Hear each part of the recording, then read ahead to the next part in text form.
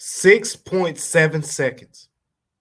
6.7 seconds. That's all the Memphis Grizzlies needed in order to tie the series against the Los Angeles Lakers at 2 and go back home, regaining home court advantage. But LeBron James happened.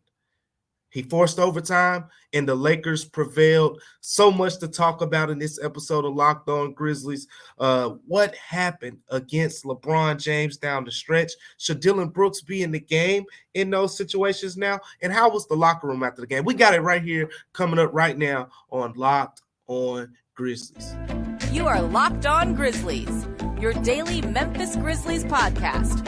Part of the Locked On Podcast Network, your team every day.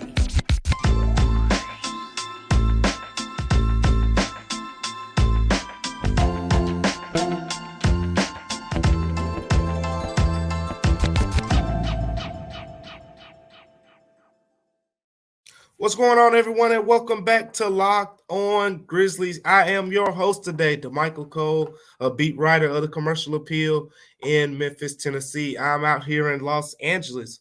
A long night, very long night after a very taxing game from both sides, an overtime game where the Lakers prevailed 117 to 111. I was here to get the sights, the sound, to talk to a lot of the players after the game, talk to Taylor Jenkins, and I should have some answers for many of the questions that presented themselves throughout the game. I'm sure you guys were pretty confused on certain things like the referees and you know, some of the officiating things that happened throughout that game, but not even just the officiating. You know, I always have said, as much as you want to have issue with the officiating, at the end of the day, the things you can control are how you execute. You know, how you game plan and things like that. That's what the Grizzlies can control. You can't control what the referees call and what they don't call and all those things. But the Grizzlies had a lot of takeaways where they could look in the mirror and say, this is a game we should have won. So before we get into all of those things, I want to thank you for making Locked On Grizzlies one of your first listens today. And make sure you find us everywhere, right? Google Podcasts, Apple Podcasts, Spotify, Stitcher, wherever you go get your podcast. Guess what? Locked On Grizzlies is there. And download the Game Time app, create an account, and use the code Locked On NBA for $20 off your first purchase. Last minute tickets, lowest price guaranteed. Today's episode is brought to you by Game Time. At Game Time on yesterday, the Grizzlies, they didn't look good early. Didn't look good. Got in a hole, fell down 15 points, and I'm sure a lot of you had flashbacks to Game 3. Said, uh-oh, this is about to be ugly. Grizzlies going down 3-1. And all of that. But it was the opposite. Before you knew it, I mean, I couldn't make too much sense of it, but the Grizzlies went on a 14-1 run to close the second quarter, and they were down 2 at the half. Down 2 points at halftime. So when they were down 2 points after the first half, then it just became a fight. It just became a fight in that second half. Both teams battled. But this is a game that got away for so many reasons. So many reasons to really focus on. And I'm going to hit on a couple of them here. One of the things that stands out to me is this was another bad Anthony Davis game. We talked about it. You slow down Anthony Davis, that has kind of been the key. The Grizzlies won Game 2 because they slowed down Anthony Davis. Anthony Davis, through regulation, had 7 points. He finished the game with 12 points, 11 rebounds, 4 of 13 shooting in 42 minutes. This was not a good Anthony Davis game. This was the perfect opportunity for the Grizzlies to take advantage of him struggling from the field. And it's not like many other guys, you know, kind of stepped up and just took over. You know, Austin Reeves had 23 points. D'Angelo Russell, the fourth quarter, you can make an argument, he took over. Jared Vanderbilt started the game pretty strong. I think he finished with 15 points as well. But at the end of the day, this is one of those games where you look back on it, the Grizzlies had it. The Grizzlies should have won. The Grizzlies were up 97-90. I believe it was about 5 minutes or so left in that game for D'Angelo Russell. Hit a couple three-pointers to make it a one-point game. The Grizzlies had their opportunities. Yes, you can talk about the officiating and all that, but they had their opportunities to win this game. And I'm going to focus on a couple of those opportunities because I mentioned it at the top of the show. LeBron James, I mean, the guy is timeless, right? 22 points in this game, 20 rebounds, 7 assists, 2 blocks, 45 minutes, 8 of 18 from the field, 1 of 7 from three-point range. And quite frankly, LeBron James type name numbers. 22 points, 20 rebounds really stand out to me. But here's the thing. Talking to the players after the game, talking to Taylor Jenkins, we kind of got more clarity on what happened in those last two sequences. I pointed out 6.7 seconds left in the game because that's when the Grizzlies had a really good chance to get a stop and to win it. Talking at the game, Xavier Tillman, who was guarding LeBron James at that time, he told me, I should have forced him to the left because, as Dillon Brooks has said before, LeBron James likes to go right, and other players have said it as well. But it was actually a part of the Grizzlies' game plan. Force LeBron James to the left. In this certain situation, he got to his right hand against Xavier Tillman, and he got to the basket and made a layup just over the outstretched arms of Jaren Jackson Jr., who had just had an amazing block on Rui Hachimura a couple possessions earlier. But LeBron James got the layup just over the outstretched hands of Jaren Jackson Jr. So talking to the players after the game, Desmond Bane in particular, talked to Desmond Bane, and Taylor Jenkins also mentioned it. He was talking about shifts and rotations and things like that. But Bane said, basically, there were two guys on that side and on the same side of the floor as LeBron, who were as LeBron and Xavier Tillman, who were supposed to basically do a better job of drawing help defense there. And the two guys were Desmond Bane himself and Dillon Brooks. And then if you go look at the film, Dillon Brooks was closer to the ball, which means Dillon Brooks is the guy who should have drawn the help defense there. And if you look at it, go back and watch the video. 6.7. I know it's hard to watch, but this is how the team gets answers, and this is how you get your answers as well. But I'm going to talk you through it because what happened was Dillon Brooks, and he was guarding Austin Reeves. Austin Reeves was on the right wing, something like that. And then in the corner was Rui Hachimura, and Desmond Bane was guarding him in the corner. There wasn't a lot of spacing there. So even though, yes, you would have gave up a three-point shot in the last seconds and you were up 2 points, 6.7 seconds left, but it would have been a three-point shot against Rui Hachimura or Austin Reeves with defenders closing out at them versus LeBron James driving to his right hand. But Dillon Brooks is the key player on that play. Dillon Brooks synced his feet near the free throw line. So as LeBron James was driving the basketball, in theory, he could have stepped in front of LeBron and made the refs make a tough call. He could have reached for the ball and possibly stole it, or possibly, fouled LeBron and given the Grizzlies the ball back, forced LeBron to make 2 free throws. So many options. So many. But what Dillon Brooks did was he kind of reached in there, and then he took his hands back out and he recovered to Austin Reeves. Kind of like a show. Like, hey, I'm going to show. And LeBron is just, come on, man. LeBron is a 20-year vet. It doesn't work against LeBron James. And lo and behold, LeBron was able to get all the way to the rim, even though Dillon Brooks was the help defense that could have stopped him from getting to the rim. Yes, you would have gave up that. LeBron would have kicked it to Austin Reeves, and it would have been up to either Dillon Brooks to recover or Desmond Bane, who was guarding Rui Hachimura in the corner. But he would have been that next rotation or that next shift, as Taylor Jenkins and Desmond Bane talked about, and he would have been there. Austin Reeves would have got the look off. He would have got the shot off, but Desmond Bane would have contested. So Dillon Brooks is your key man on that play. And then the other shot towards the end of the game where Dillon Brooks is actually the guy who was guarding LeBron James. The Lakers were up 3 points under 30 seconds. The Grizzlies needed to have one stop so they can get it back with a one-possession game. Did get the stop in overtime, and that was all she wrote. But Dillon Brooks did an excellent job of forcing LeBron James to his left.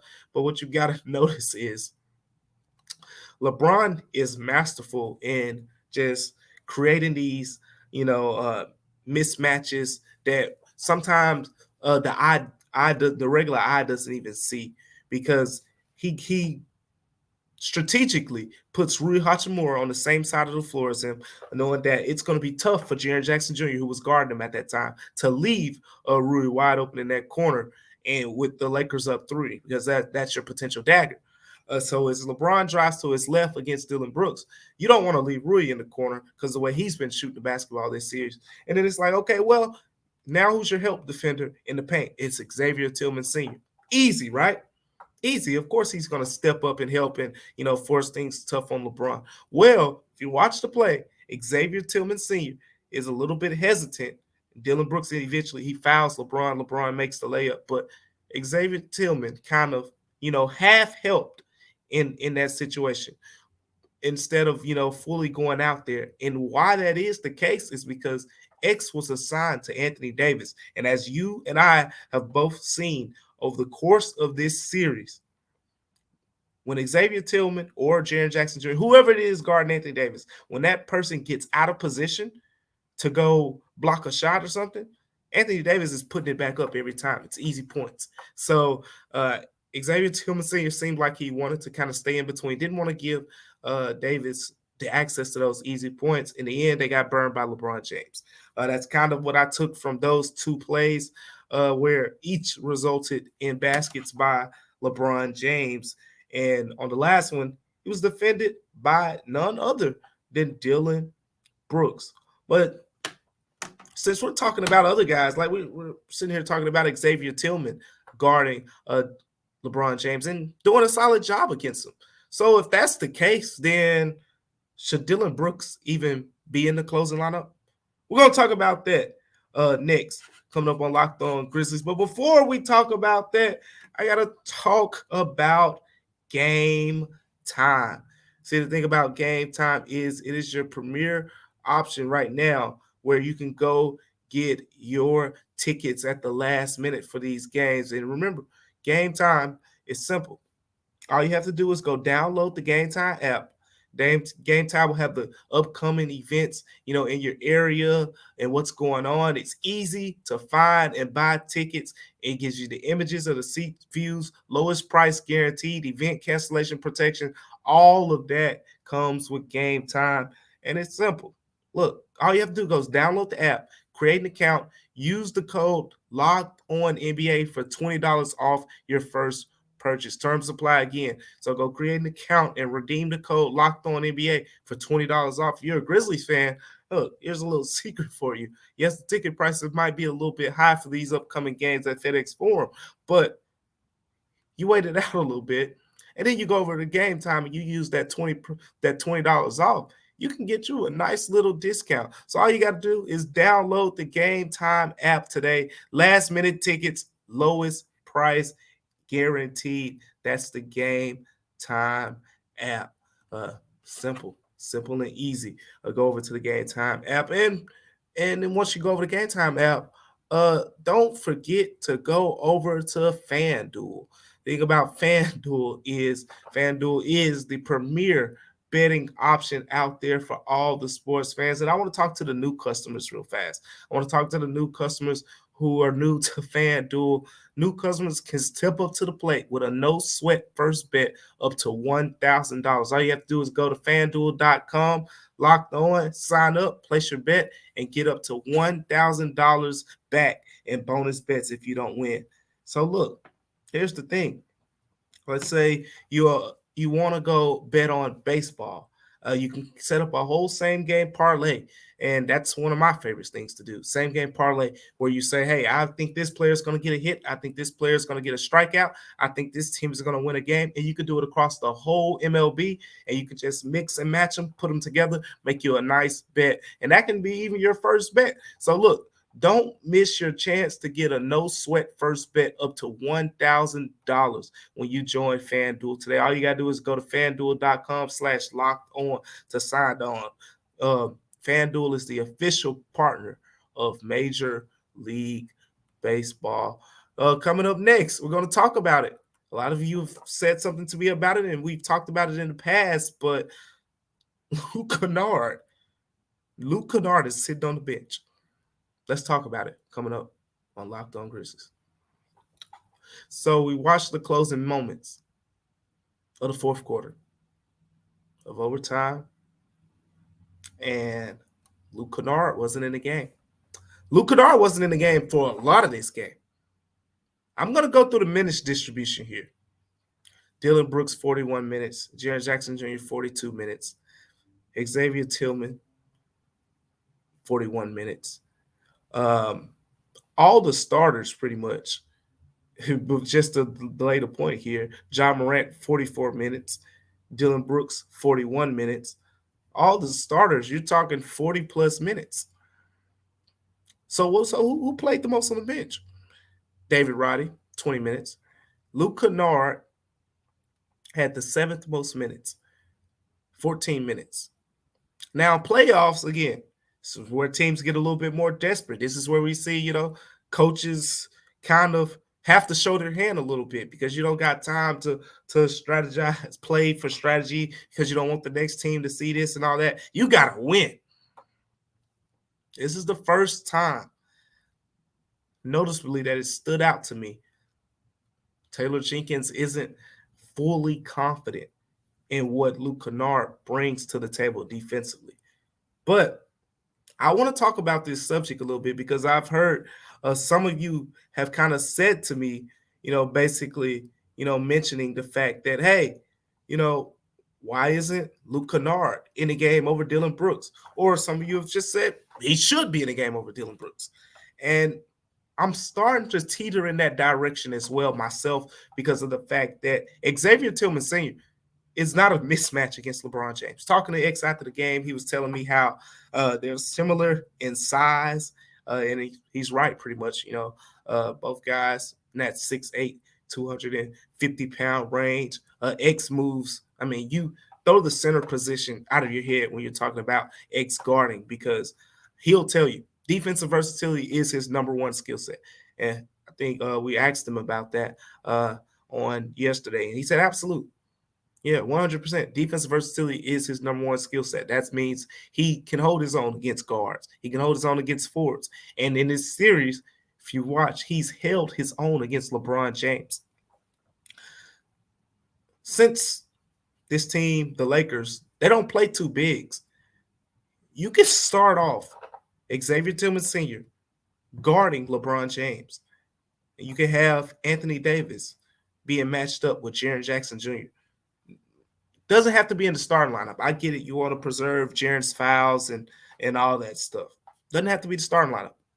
But in closing lineups, it might benefit the Grizzlies to have Luke Kennard playing more minutes than 14 minutes. I don't see the benefit in that. I know many of you don't see the benefit of that. My co-host, Joe Mullinax, who's not on with me today, but if he were here right now, you guys know, like I know, Joe Mullinax would be singing that same tune when it comes to that guarding and having Luke Kennard on the floor in those type of situations. So let me go talk about what was said in terms, because I asked Taylor Jenkins after the game. I asked him straight up. I said, hey, Dillon Brooks over Luke Kennard. If you got Xavier Tillman guarding LeBron James, which, again, one of the biggest reasons I've advocated for Dillon Brooks being on the floor is because he can hold his own physically against LeBron James. But now we see that Xavier Tillman Sr. can do the same thing. So, okay, Dillon Brooks's biggest asset isn't, really needed that much more. And I think when you say you twist the knife a little bit, and what burns a little bit more is the fact that when the Grizzlies got to overtime, D'Angelo Russell had fouled out. So you could even, if your counterpoint was, hey, the Lakers still have D'Angelo Russell. I don't want Luke Kennard, Ja, or Dez, one of those guys guarding D'Angelo Russell after as hot as he got. Okay, point taken, because the Grizzlies did put Dylan Brooks on D'Angelo Russell towards the end of the fourth quarter before he fouled out. But there is no way in that fourth quarter when he fouled out, they had Rui Hachimura, Austin Reeves, and I forgot who the third guy was. But at the end of the day, none of those guys were world beaters, whereas Luke Kennard, I feel like could at least hold his own. But anyways, getting back to the point, I asked Taylor Jenkins after the game, and he said, we wanted some defensive personnel out there to try to switch and have physicality and just have one guy that was kind of going to be in a hedge position. He said when they were driving and we weren't shifting on the ball, it didn't matter who was on the floor. We gave them too much space downhill. So let's break this down real quick here. Basically, at the end of the day, what he's saying here, paraphrasing, is the Grizzlies wanted their best defenders on the floor. Dylan Brooks is one of those guys, which he says we want a defensive personnel out there to try to switch and have physicality. You have to have switchable guys when you're going against LeBron James. And he basically said they only wanted one hedge guy on the floor, one guy that was going to be in a hedge position. Ja Morant was that guy. If you watch the last minutes of the fourth quarter overtime, LeBron James constantly attacked the matchup of Ja Morant, and the Grizzlies would hedge that. Ja would show and go back to his guy. And once you do that, I mean, LeBron has seen that coverage a lot of times. This is the same thing he used to do against the Golden State Warriors with Steph Curry when he would attack Steph Curry, and the Warriors would hedge it as well. And LeBron would try to force the switch, or he'd get downhill really fast while the two defenders were trying to, get back into their positions. But what happened in this game, Taylor Jenkins basically says, with Ja, we already got one guy we got to hedge for. If Luke Kennard comes in the game for Dylan Brooks, we got a hedge for him too, and the Grizzlies don't want to do that. Everyone else, the Grizzlies consider switchable. Desmond Bane on LeBron, they're fine with it. Xavier Tillman, Jaren Jackson Jr., they're fine with it. They're fine with all of the rest of those guys on the floor in that matchup, except Ja Morant. That's the one guy they were willing to hedge. Didn't want to put two guys in hedging positions because it would have been that much more of a disadvantage. So do I agree? It makes sense to me. But at the end of the day, it depends. Do you value defense more than offense? Tell me what you guys think in the comments as well. And, I would definitely like to hear what you guys think about Taylor Jenkins' decision to kind of prefer Dylan Brooks over Luke Kennard, because based on the way he phrased it, I hate to say it, but I don't think that's something that's going to change. If that's the reason, if you're prioritizing defensive versatility. But I think there needs to be some desperation coming up here from his team. Speaking of desperation, that was some of the energy I got from the locker room. We're going to talk more about the locker room, how the players were after the game, and I'll have all that for you coming up on Locked On Grizzlies. But before we get to that, I got to talk to you about Prize Picks. See, Prize Picks is where you go. Look, I always talk to you guys about this 100% deposit match on Prize Picks. First, you got to download the app. If you download the app or go to prizepicks.com, you need to take advantage of this $100. This you got to take advantage of it. You got to take advantage of it. All you got to do is go download the Prize Pick apps or go to prizepicks.com to sign up, and you play daily fantasy sports. What makes Prize Pick special in that way? Well, it's simple. You can say, hey, I'm projecting this guy to score 20 points. I'm projecting this guy to get 6 rebounds, and you match it all up together so you can win a nice lump sum over there at Prize Picks. First-time users can receive a 100% instant deposit match up to $100. All you got to do is use the promo code Locked On. That means if you deposit $100, guess what? You can get $100 back. You deposit $50, Prize Picks will say, here, get $50. All you got to do is enter the promo code Locked On. That's LOCKED on, and sign up for that instant deposit match of up to $100. It's a simple process. All you got to do is pick 2 to 6 players. You pick Ja, you pick Dez, you pick Jaren, you pick Anthony Davis. You say, hey, these guys will score more. They'll get more rebounds or less rebounds. They'll block more shots. They'll get less steals or more steals than whatever the prize picks projection is. And you can win up to 25 times your money on any entry. Remember, all you got to do is download the app, Prize, or go to prizepicks.com to participate. Coming up now on Locked On Grizzlies, we're going to talk about the locker room. It was interesting. I'll have it next on Locked On Grizzlies. Everybody, welcome back to Locked On Grizzlies. I am your host here, Damichael Cole, beat writer for the Commercial Appeal, and the locker room was interesting. First of all, I want to preface saying some things here. One, losing is hard.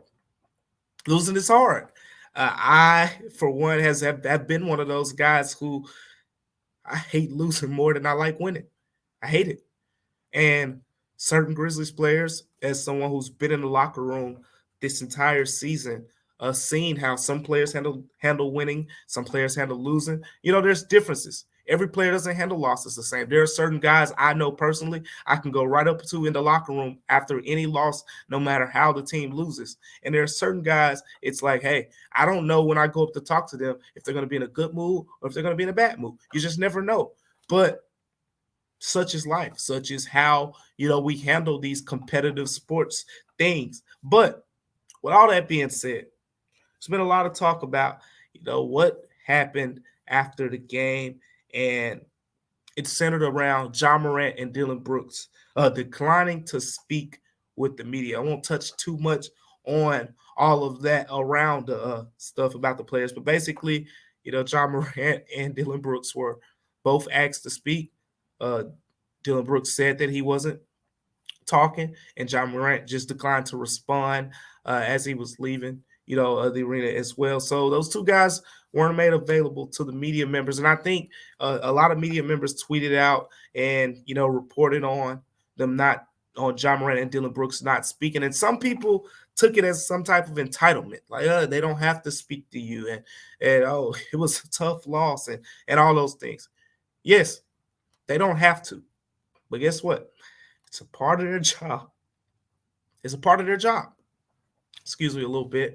Got a little bit of a cold, but it's a part of their job. The Grizzlies players kind of sign up for basketball. You sign up for community events. You sign up for media. And it's a two-way street, right? Media helps you, when you want to promote all these great things you're doing. But media has a job to do as well. And it's not always when things are going great for you. Sometimes that's when you have a 2 for 15 shooting night. You're still the topic. The media has to get those answers to why certain things happen and what's going on there. That's part of it. Another part of it is the fact that, hey, look at it like this. In this case particular, Ja Morant, Dillon Brooks, two guys who I would say are leaders on this team. And why would I say that? Because as a reporter covering this team, guess what? On Sunday, talking to Ja Morant, you know what Ja Morant said? He said he's the leader of this team. Talking to players on the Grizzlies about Dillon Brooks. You know what they've said all this season? You know what they said last season? Dillon Brooks is the heart and soul of the Grizzlies. So you got the heart and soul, you got the leader. The two guys who basically have gotten the most attention in this series from a media perspective. And they basically left, they didn't say anything. They left their teammates to do pretty much all the talking. And that leads me to the next point. Because at the end of the day, Ja Morant, Dillon Brooks, I think, we've seen them throughout the course of this season. Remember, Ja Morant finding West, even though I'm not belingering on with that point too much, because ever since he's come back in March, he has not really said those type of things. He's been very, very calculated, much, much more with that. But Dylan Brooks, on the other hand, you called out LeBron. Called out LeBron James. When you call out LeBron James, better not miss. He missed. Dylan Brooks swung and missed real bad at game 3. Game 4, LeBron put the game away with the basket on you. And Dylan Brooks didn't talk after game 3 or game 4. So not the best of looks for a guy who had just called LeBron old and has done the level of talking that he's done. But for me, I understand it a little bit because Dylan is a competitor. It's that fire inside of him, and he's disappointed. But it looks bad after you do all that talking. And then when things don't go your way, you kind of shy away from it. But a couple guys who didn't shy away from all those things were Desmond Bane, Tyus Jones. I want to talk particularly on those. I'll start with Tyus, but I want to say this last because I'll tell you what, Grizzlies fans, you're really going to want to hear what Desmond Bane had to say. But I'll start with Tyus. Tyus has that desperation sound to him, and it's no secret this has not been a good series for Tyus Jones. He's struggling, and he just had a scoreless game we were talking about, and then he followed that up with a game against Game 4. 2 points on yesterday, 2 assists, only played 9 minutes, only took 2 shots. Tyus Jones has basically vanished in this series in a way. He started in the game to win, but even in that game, he wasn't great. It wasn't like, wow, Tyus starting lineup, it's normal, 18 points, 8 assists. It wasn't that. So Tyus is still finding himself in this series, but he has, real good leadership qualities. He was talking about, hey, it's win or go home now. That's the mentality. Moving on to Desmond Bane. I've talked about it a lot this year. Desmond Bane is just super chill. Like when everything around Desmond Bane is all over the place, he's more like, oh, we got it. We'll get out of this. We'll be fine. That's always been his mentality, but it's really showing right now more than ever because you know what Desmond Bane basically did after game 4? He was asked the mood, the locker room, how you feeling? Desmond Bane said, I'm feeling good. And you're probably thinking, come on, man. Come on, man. You're down 3-1 against LeBron James. No one has ever in the history of basketball, LeBron James has been in a bunch of playoff series where he's had 3-1 leads. No one has come back from a 3-1 lead on LeBron James before. But guess what? You tell Desmond Bane that he wouldn't care. Because his perspective on this series is simple. The Grizzlies had the best home record in the NBA all season long, and they got 2 home games left. In his mind, the game that they got to win is game 6 when they go to LA. And in Desmond Bane's mind, okay, I'll just let the quote explain it in regards to game 6. And I'll just read it to you. He said, in order to win a series, you're going to have to win 1 game on the road. So when we come back here for game 6, we'll come in with the right edge, right mentality, and steal 1 on the road and see what happens in game 7. You heard it here first. Desmond Bane's calling his shot. Desmond Bane's calling his shot. That's got to be encouraging because that guy, he has a voice in that locker room. And he's the guy who can tend to lift guys up when they're going through those spells and things like that. So remember, yes, I know if you look on Twitter and you look maybe in certain media places, you're going to see a lot on Ja Morant. You're going to see a lot on Dylan Brooks. And it's going to make it look like the Grizzlies are down and out. But just 2 guys I just told you, Tyus Jones, Desmond Bane, also 2 big voices in that locker room. They're not dead yet. They're not dead yet. Thank you for tuning in to Locked On Grizzlies, making it one of your first listens each and every day. Man, every day, look, we appreciate you. Me and Joe Mullinax appreciate you. I'm going to be flying today. I got to get back to Memphis later on today. So I'm flying back to Memphis. So Joe will take care of tomorrow's episode for you guys as well. So Joe will take care of you. He will be back with you as well. So I appreciate you guys for tuning in to Locked On Grizzlies. Make sure you continue to like, rate, comment, subscribe, all those good things. Just let us know what you think because the season isn't over yet. You look, like Desmond Bain said, he had the best home record in the NBA. So I feel like we could be talking Grizzlies basketball for at least a couple more days. But thank you for tuning in to Locked On Grizzlies. We truly appreciate all of your support throughout this season.